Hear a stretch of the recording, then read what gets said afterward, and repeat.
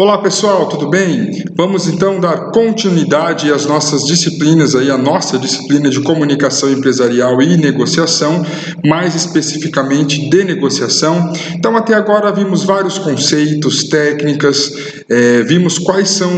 os ruídos, da comunicação, vimos as barreiras da comunicação. Todos esses materiais já estão no estúdio,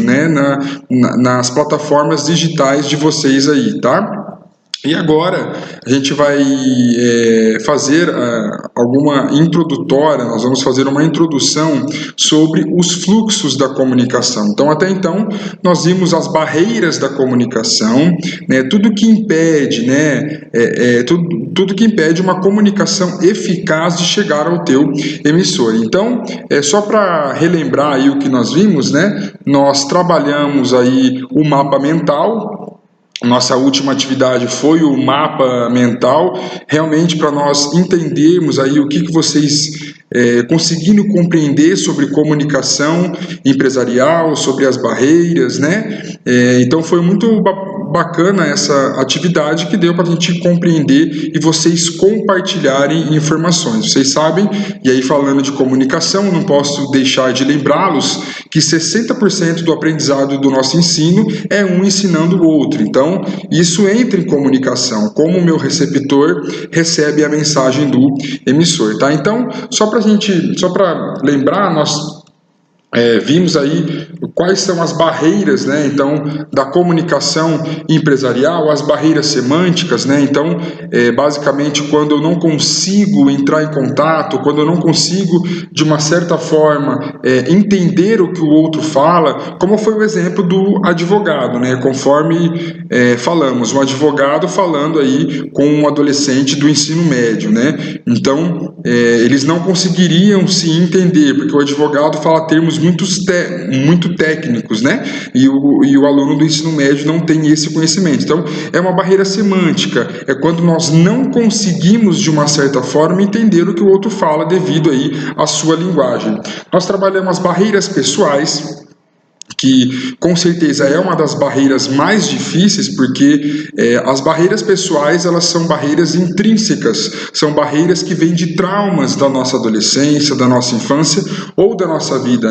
Ela ocorre por fatores intrínsecos às pessoas e aos seus sentimentos. Então, esses tipos de barreiras pessoais, é um pouco mais difícil nós trabalharmos ela, Porque são barreiras que precisam ser enfrentadas, Então, como que a gente faz isso? Como que nós, de uma certa forma, quebramos essas barreiras pessoais, Através de incentivos, através de terapias, e aí tentando entender. Claro que cabe ao profissional qualificado fazer isso, Falamos também sobre as barreiras psicológicas, Elas estão relacionadas aos preconceitos e aos sentimentos de uma pessoa em relação a outra ou a um grupo. Então, as barreiras psicológicas são barreiras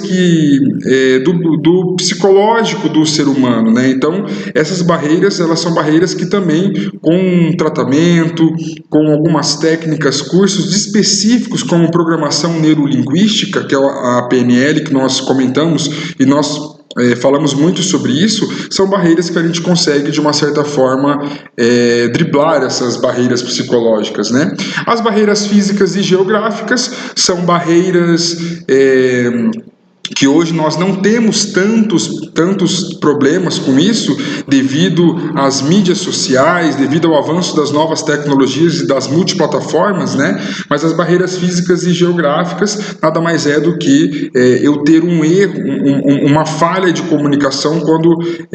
uma empresa tem uma filial muito distante, ou quando, de uma certa forma, um fornecedor tenta entrar em contato com o teu cliente, Então, são barreiras físicas e geográficas, o nome já diz, barreiras geográficas, talvez